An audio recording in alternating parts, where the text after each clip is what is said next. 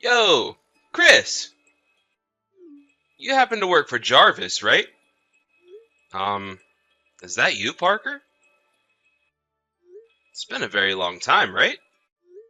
The last time you and I saw each other was maybe 5 years ago at that class reunion? Yo, answer the dang question for me. You happen to work for the company Jarvis now, right? That's right. I started to work for Jarvis around 3 years ago when I changed over to this company. As of right now, I'm working in the sales department. Hmm?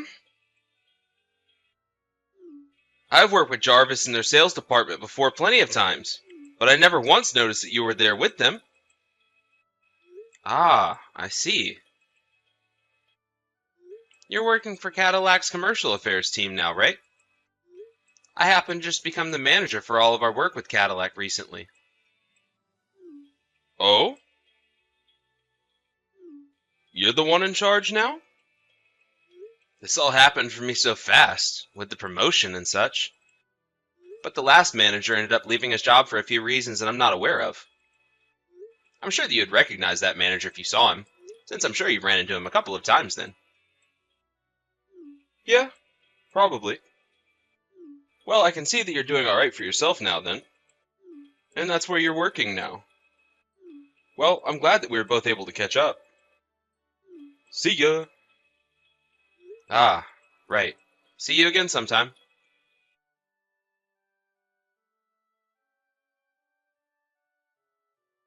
Parker? Do you have some time to chat with me?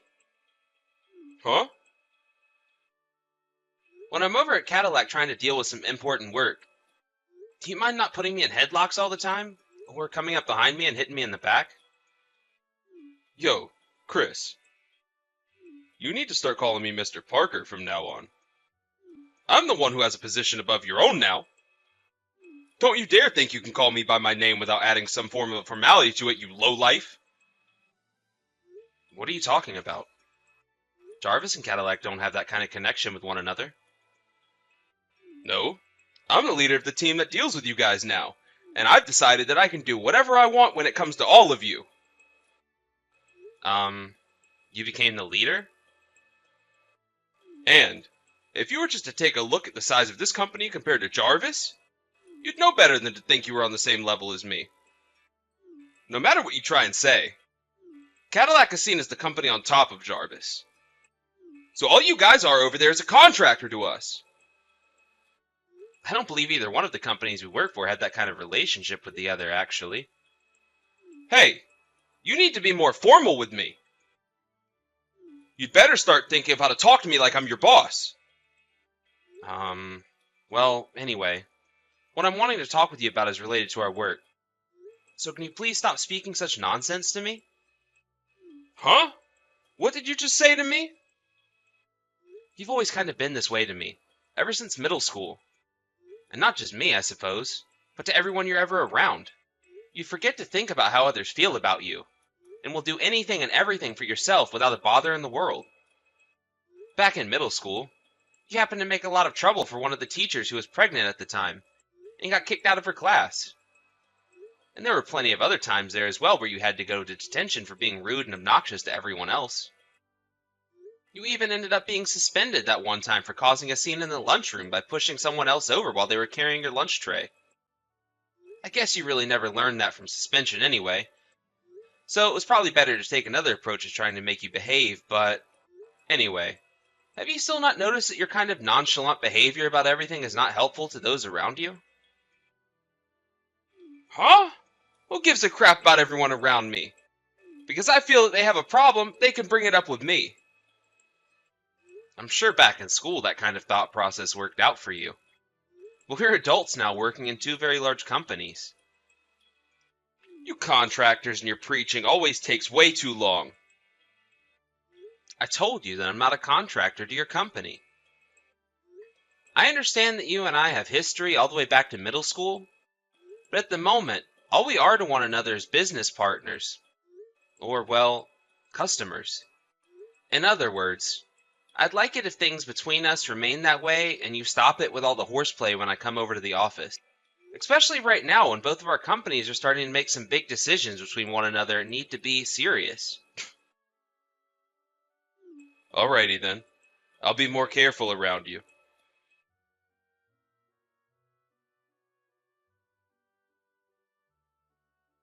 Oh, Chris, you've made it. Just like that other man that was working as the manager for relations between my company and yours. You happened to give a good meeting about those plans there. But listen, bud. What the hell do you think you're doing bringing plans up like that to my company when you're just a contractor to us? You trying to make a point there? Ah, I see. I'm betting you thought that to prove that both of our jobs are equal to one another, you decided to bring in those plans and make a whole meeting up about them to show everyone here you're more than a contractor. Well, it's because of thinking like that I'll never be able to take you low-life contractors seriously over here. Alright, this is my chance to make a move. I'm going to help you understand just the position a manager like you is really in, Mr. Contractor. I hope you're looking forward to this, because I sure am.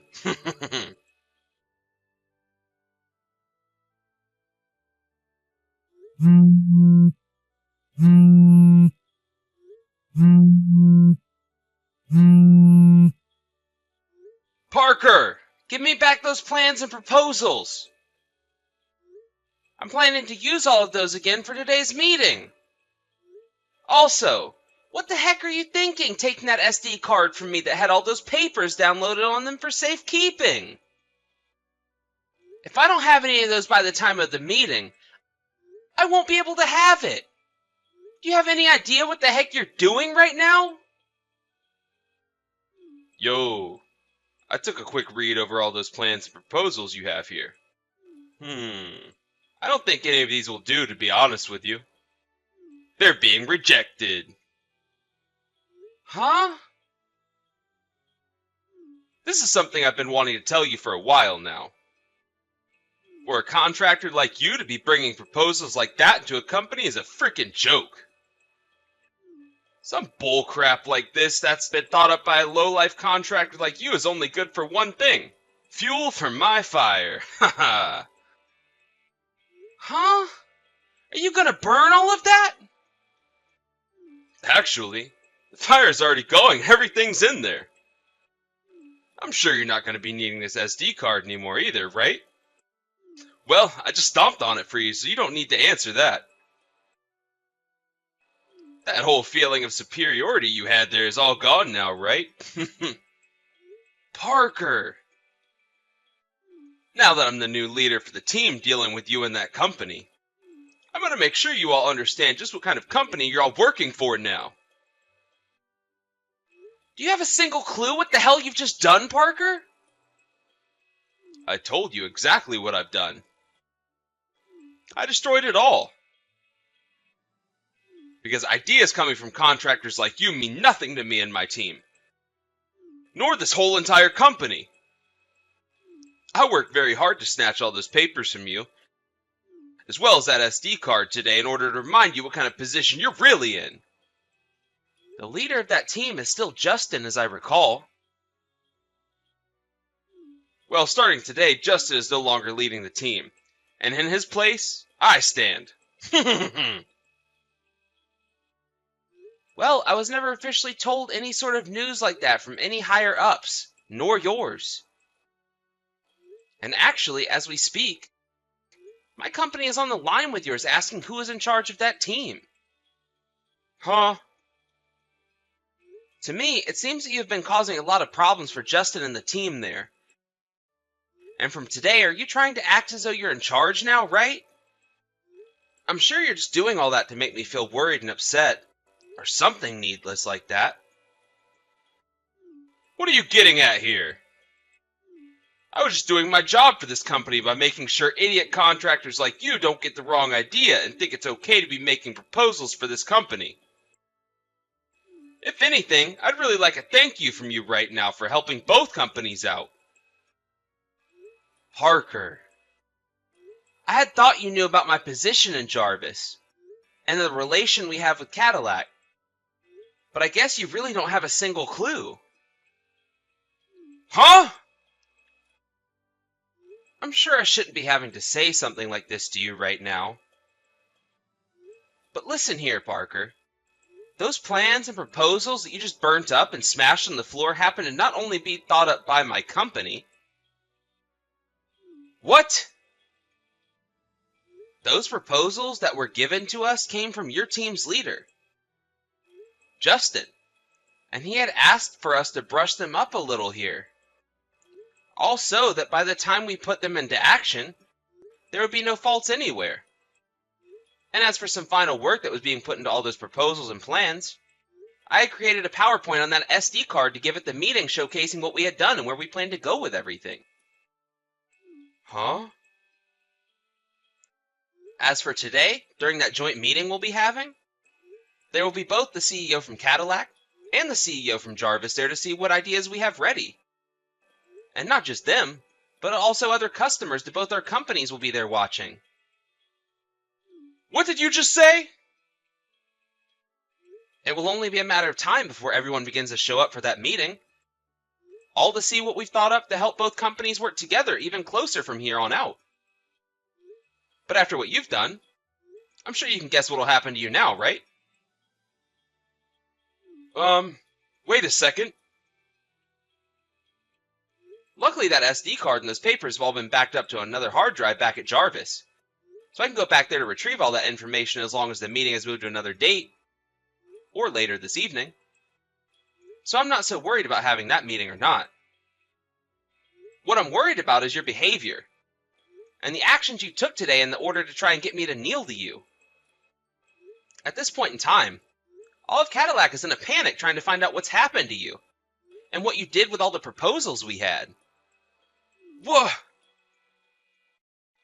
I'm sure that the smartphone you're texting me with right now is also being blown up by all your coworkers and bosses, right? Do you think it's going to help you in the future to ignore all of them right now? No, wait. I just assumed that after dealing with you, I could get right back to work and talk with them all then. I'd say your best bet now is to start answering to all of them, and come back to the office to answer for what you've done. You really need to be made aware of the severity of all you've just done, and the only way that'll happen is if you come back here and face the consequences.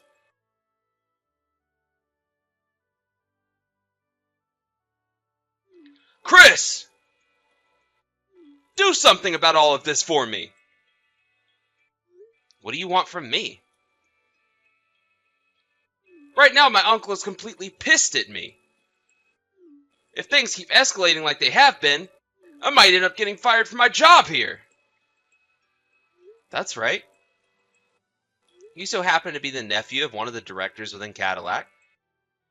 And that's the whole reason you were even able to get a job there in the first place, right?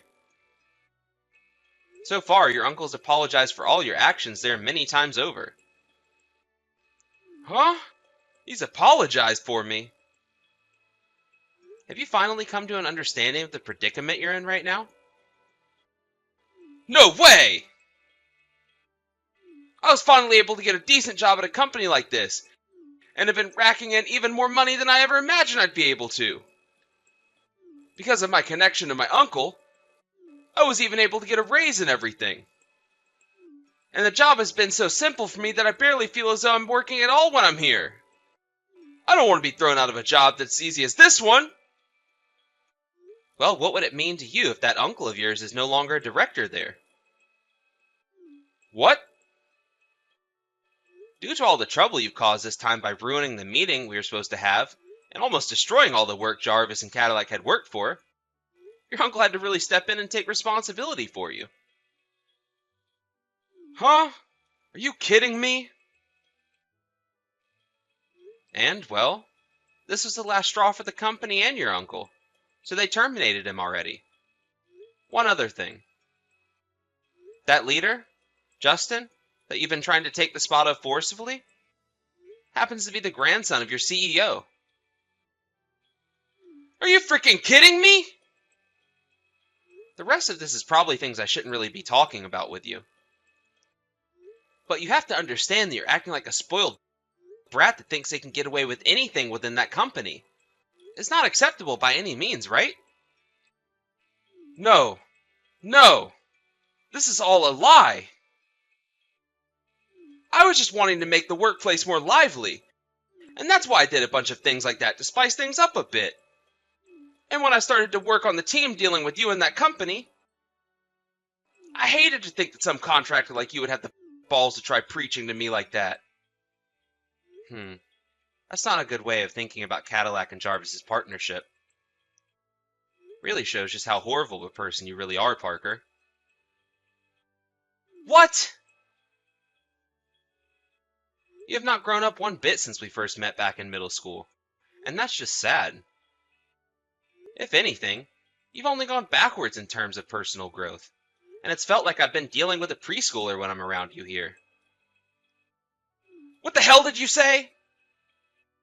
I'm sorry, but I have a meeting to get to now. Huh? Why do you have to go to a meeting all of a sudden? Well, due to your outburst yesterday, along with your actions, the meeting between both our companies had to be delayed until today. For crying out loud! Don't you dare leave me with no help when I'm about to lose my job! You were the one that ruined the gift your uncle had given you by getting you into that company. Why do I have to be the one blamed for all that? You understand the phrase, you'll get what's coming for you? What? Other than the things I've just said to you, there's nothing else I'd like to talk with you about. I'll be going now. Frick!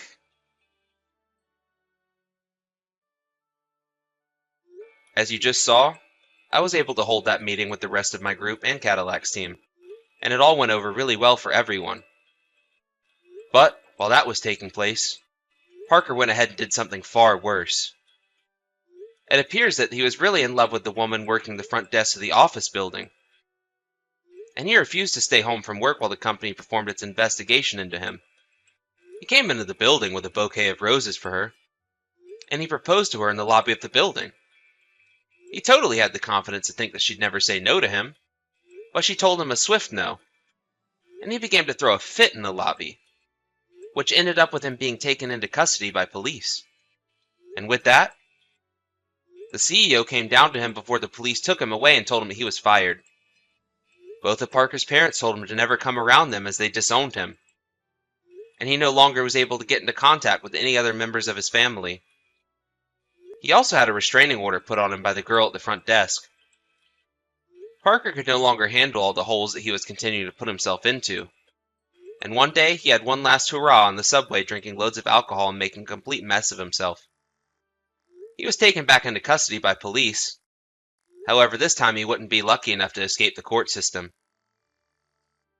I'm not sure how long he'll be locked up for, but I hope that he keeps acting up in there so that he has to stay longer, as there is no way anyone wants a menace like him back on the streets causing problems for the public.